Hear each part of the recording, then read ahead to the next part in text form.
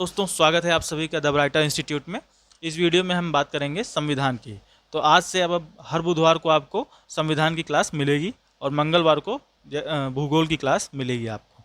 इस वीडियो में हम भारत के संवैधानिक विकास के बारे में बात करेंगे। इसके कई पार्ट आने वाले हैं क्योंकि ये बहुत ही लंबा है। आइए शुरू करते हैं। आंग्ल भारतीय विधि संहिताओं के निर्माण एवं विकास की नींव कहाँ से प्रारंभ होती है?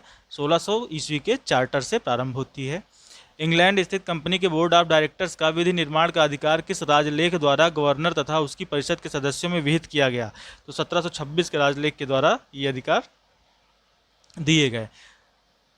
किस अधिनियम द्वारा कंपनी में गवर्नर जनरल का पद सृजित किया गया? तो 1773 के रेगुलेटिंग एक्ट के द्वारा कंपनी में गवर्नर जनरल का पद सृजित किया गया।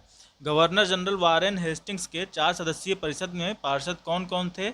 बहुत ही महत्वपूर्ण प्रश्न है। फिलिप फ्रांसिस, क्लूवेरिंग, मॉनसन और वार्नेल। गवर्नर जनरल तथा उसकी परिषद किसके प्रति उत्तरदायी है? इंग्लैंड स्थित निदेशक बोर्ड के प्रति उत्तरदायी है। ईस्ट इंडिया कंपनी की प्रबंधन शक्ति किसमें निहित थी? गवर्नर जनरल के 24 सदस्यीय परिषद में निहित थी। कलकत्ता में उच्चतम न्यायालय की स्थापना किस अधिनियम द्वारा की गई? 1773 के रेगुलेटिंग एक्ट के द्वारा।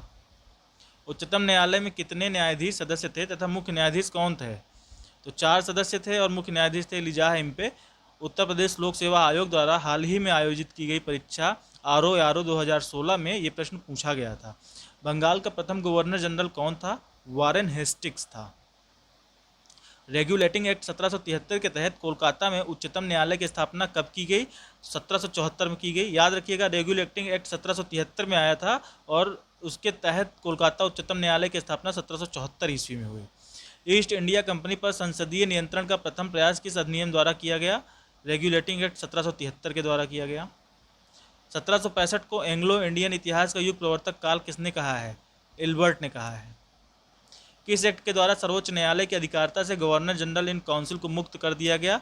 1781 के सेटलमेंट एक्ट के द्वारा सर्वोच्च न्यायालय की अधिकारिता से गवर्नर जनरल इन काउंसिल को मुक्त कर दिया गया। सर्वोच्च न्यायालय की राजस्व अधिकारिता को किस एक्ट द्वारा समाप्त किया गया?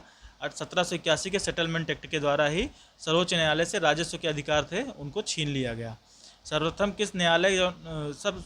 किस गवर्नर जनरल को तथा किस अधिनियम द्वारा गवर्नर जनरल तथा मुख्य सेनापति दोनों की शक्तियां प्रदान की गई?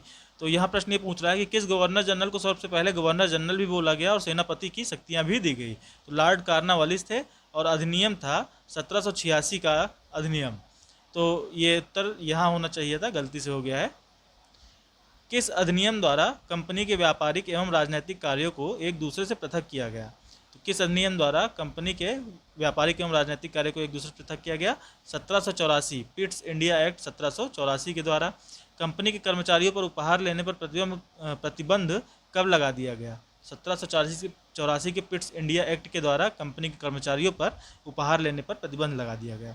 नियंत्रक मंडल के सदस्यों को भारतीय राजस्व से वेतन देने का प्रावधान किस अधिनियम के तहत किया गया? 1793 के राजलेख के द्वारा किया गया। ईसाई मिशनरियों को भारत में धर्म प्रचार की अनुमति किस राजलेख के द्वारा दी गई? तो 1813 के राजलेख के द्वारा दी गई। बहुत ही महत्वपूर्ण प्रश्न है ये।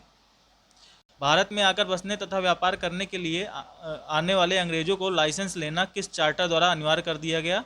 1813 के चार्टर अधिनियम द्वारा। किस अधिनियम द्वारा गवर्नर जनरल के सदस्यों की संख्या 4 से 3 कर दी गई, जिसमें से एक प्रांत का मुख्य सेनापति होना अनिवार्य था? तो 1784 के पिट्स के इंडिया एक्ट के द्वारा गवर्नर जनरल के जो परिषद थी उसके सदस्यों की संख्या 4 से 3 कर दी गई थी। सेनापति का गवर्नर जनरल की परिषद का स्वतः ही सदस्य मुख्य होने का अधिकार कब समाप्त हो गया? 1793 के चार्टर अधिनियम के द्वारा समाप्त हो गया। किस राजलेख द्वारा भारतीयों की शिक्षा पर प्रतिवर्ष 1 लाख रुपए खर्च करने का प्रावधान दिया गया? 1813 के राजलेख द्वारा। और 1813 के राजलेख द्वारा ही ईसाई धर्म को भारत में प्रचार की अनुमति भी दी गई थी। ईस्ट इंडिया कंपनी के व्यापारिक अधिकार को किस अधिनियम द्वारा समाप्त कर दिया गया? 1833 के राजलेख द्वारा। भारत का प्रथम गवर्नर जनरल कौन था? लॉर्ड विलियम बेंटिक था। Lord William Bentinck. किस अधिनियम द्वारा गवर्नर जनरल की परिषद में विधि सदस्य की नियुक्ति का प्रावधान किया गया? 1833 के राजलेख द्वारा। अंग्रेजों को किस अधिनियम के तहत बिना लाइसेंस भारत आने जाने बसने तथा व्यापार करने की स्वतंत्रता प्रदान की गई? तो 1833 के अधिनियम के द्वारा। बसों नहीं, ये बसने होना चाहिए। सर्वप्रथम भारत में शासन के केंद्रीकरण का प्रयास किस अधिनियम में दिखाई देता है? 1833 के राजलेख में। दास प्रथा को गैर कानूनी किस अधिनियम द्वारा घोषित किया गया? 1833 के चार्टर अधिनियम द्वारा, और 1843 में इस पर रोक लगा दी गई। तो 1833 के चार्टर अभिलेख अधिनियम के द्वारा दास प्रथा को गैर कानूनी घोषित किया गया और 1843 में दास प्रथा को खत्म कर दिया गया। लॉर्ड मैकाले की अध्यक्षता में प्रथम विधि आयोग का गठन किस अधिनियम के तहत किया था? 1833 के अधिनियम के तहत किया था। चलिए, एक जागरूक लोगों से मेरा एक प्रश्न है, बताइए कि वर्तमान में कौन सी विचारधारा है जो दास प्रथा का समर्थन करती है? कमेंट बॉक्स में बताइए। सती प्रथा का अंत किस गवर्नर जनरल के द्वारा किया गया? सती प्रथा का अंत लॉर्ड विलियम बेंटिक द्वारा शारदा एक्ट के माध्यम से किया गया था। किस अधिनियम द्वारा भारत के लिए 12 सदस्यीय विधान परिषद की स्थापना करते हुए कार्यपालिकीय एवं विधायी कृत्यों को पृथक कर दिया गया? तो 1853 के चार्टर अधिनियम के द्वारा। किस अधिनियम ने भारतवासियों को अपने देश के प्रशासन में कुछ हिस्सा लेना संभव बनाया? तो चार्टर एक्ट 1833 ने। किस अधिनियम ने पहली बार भारत में एक क्रियाशील विधान परिषद का सृजन किया? 1833 के चार्टर एक्ट ने।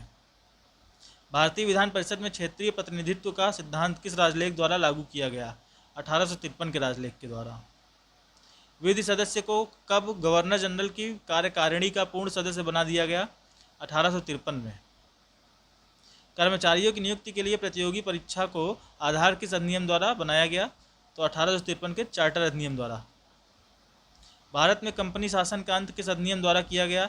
1858 के अधिनियम के द्वारा किया गया। 1857 की क्रांति के बाद 1858 के अधिनियम द्वारा भारत में कंपनी शासन का अंत हो गया। भारत में 1858 में कंपनी शासन के अंत के पश्चात शासन संचालन की शक्तियाँ किसमें निहित की गई? भारत मंत्री एवं 15 सदस्यीय भारत परिषद में। अब ब्रिटेन की संसद में एक भारत मंत्री होने लगा और उसके अंडर में एक 15 सदस्यीय भारत परिषद होती थी जो भारत में सत्ता संचालन करती थी। क्वेश्चन नंबर 39, भारत परिषद के सदस्यों की नियुक्ति कौन करता था? तो 15 सदस्य होते थे, आप जानते हो। 8 सदस्यों की नियुक्ति सम्राट द्वारा होती थी और 7 बोर्ड डायरेक्टरों द्वारा होती थी। भारतीय मामलों पर किस अधिनियम द्वारा सीधे ब्रिटिश संसदीय नियंत्रण स्थापित हो गया? किस अधिनियम द्वारा? भारतीय मामलों पर किस अधिनियम द्वारा सीधे ब्रिटिश संसदीय नियंत्रण का स्थापित हो गया? 1858 के अधिनियम द्वारा। पिट्स इंडिया एक्ट 1784 द्वारा स्थापित बोर्ड ऑफ डायरेक्टर्स तथा बोर्ड ऑफ कंट्रोल को किस अधिनियम द्वारा समाप्त कर दिया गया? 1858 के अधिनियम द्वारा समाप्त कर दिया गया। किस अधिनियम द्वारा भारत के गवर्नर जनरल का नाम बदलकर वायसराय कर दिया गया? 1858 अधिनियम के द्वारा भारत के गवर्नर जनरल का नाम बदलकर वायसराय कर दिया गया। और पहले अंतिम गवर्नर जनरल और प्रथम वायसराय लॉर्ड कैनिंग थे, ये भी याद रखिए। भारत के शिक्षित वर्ग द्वारा किसे अपने अधिकारों का मैग्ना कार्टा कहा गया? तो ब्रिटिश महारानी विक्टोरिया के 1 नवंबर 1858 की घोषणा को। भारत में प्रतिनिधि शासन की शुरुआत किस विधि द्वारा किया गया? यहाँ पर अधिनियम पूछ रहा है, किस कानून द्वारा किया गया? तो भारत परिषद अधिनियम 1861 के द्वारा। भारत के गवर्नर जनरल को अध्यादेश जारी करने की शक्ति किस अधिनियम के तहत दिया गया? तो 1861 भारतीय परिषद अधिनियम 1861 के तहत। भारत में शासन के विकेंद्रीकरण की नींव किस अधिनियम द्वारा पड़ी? अधिनियम 1861 के तहत। भारत में मंत्रिमंडलीय व्यवस्था के जन्मदाता कौन थे? तो वायसरॉय लॉर्ड कैनिंग, अंतिम गवर्नर जनरल और प्रथम वायसरॉय लॉर्ड कैनिंग। भारत में आंशिक रूप से सर्वप्रथम संसदीय व्यवस्था का आरंभ किस अधिनियम में दृष्टिगत होता है? भारत परिषद अधिनियम 1892 में। किस अधिनियम के तहत वार्षिक बजट पर बहस का अधिकार भारतीय विधान परिषद सदस्यों को मिला? तो भारतीय परिषद अधिनियम 1892 के तहत। तो इस वीडियो में इतना ही।